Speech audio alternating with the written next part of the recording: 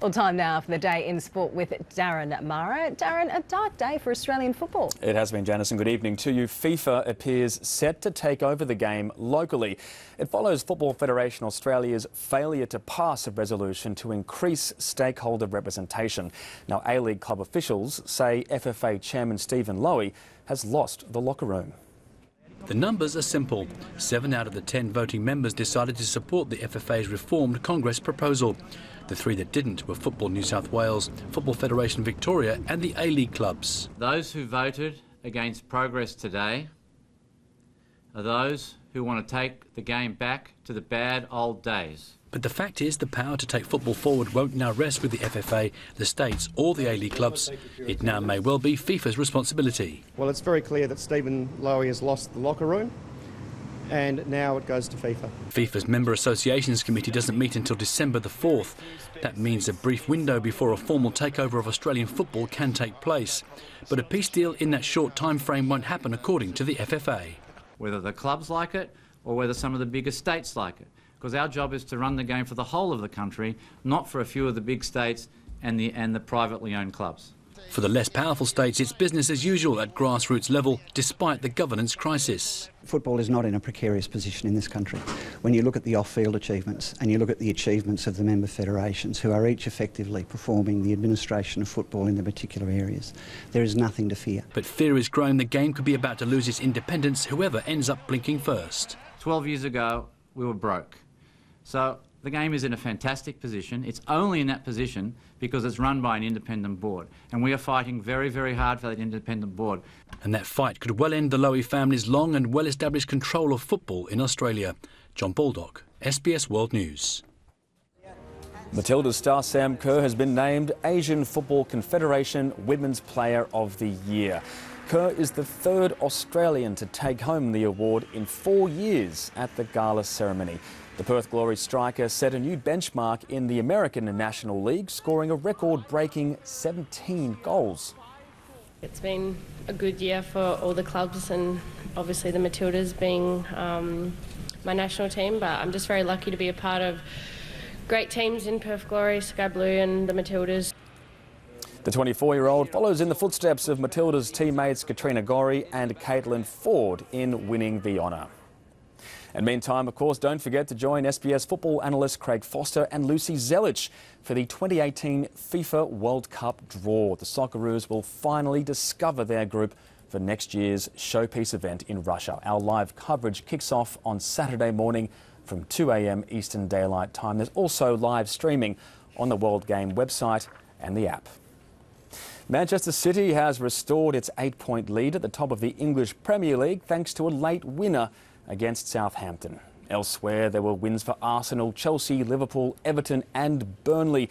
But it was the late drama at the City of Manchester Stadium that made the headlines. Virgil van Dijk's own goal handed the league leaders the advantage, but Southampton thought they'd stopped City winning a record 12th successive Premier League game when Oriol Romeu swept home with 15 minutes remaining. Not to be denied, Raheem Sterling curled in a dramatic winner to spark wild celebrations.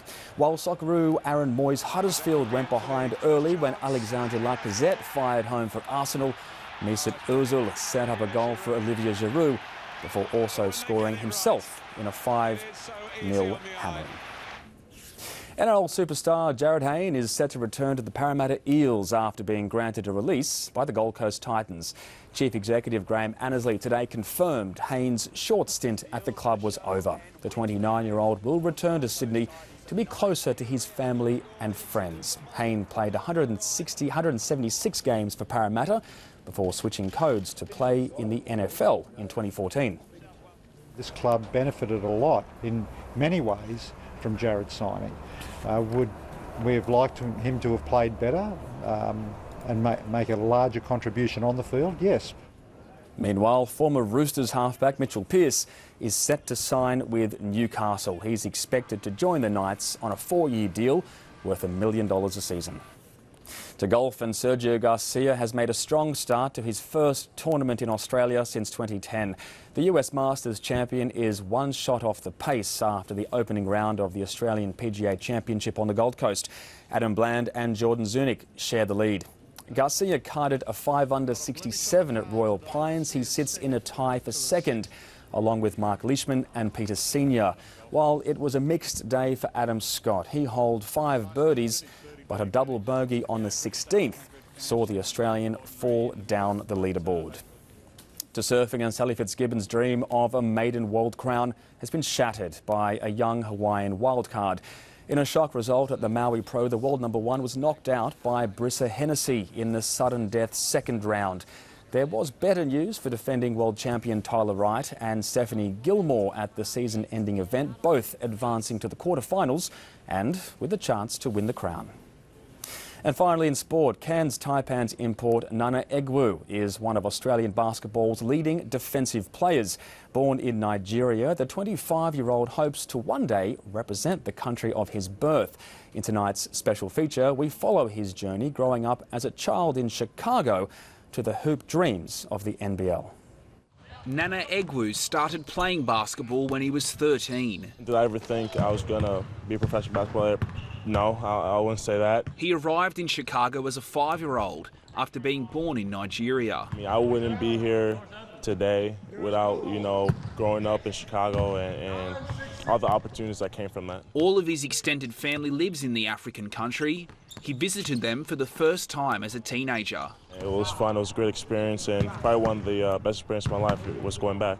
And it wasn't the last time. Just continue to go back. There's something I want to continue to do, go back. So obviously I went back in 2016, and then I'm looking forward to going back many, many more times in the future. Definitely in contact with my cousins and aunties a lot more than I ever used to be. Egwu says it would be an honour to play for Nigeria. My mom and dad, they haven't forgotten about it, and they definitely remind us that, we're still Nigerian, you were born there, that's part of our blood. Despite an impressive college career with Illinois, where he became the school's all-time record holder in block shots, Egwu wasn't selected in the NBA draft.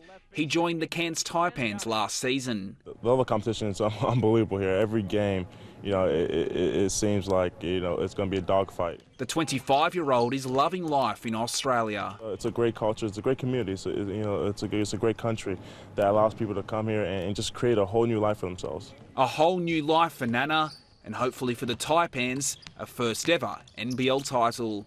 Adrian Archuli, SBS World News. And Janice, that is the day in sport. Thanks so much, Darren. Well, coming up, the weather details and the dance stars of the future and how they came to the Australian stage.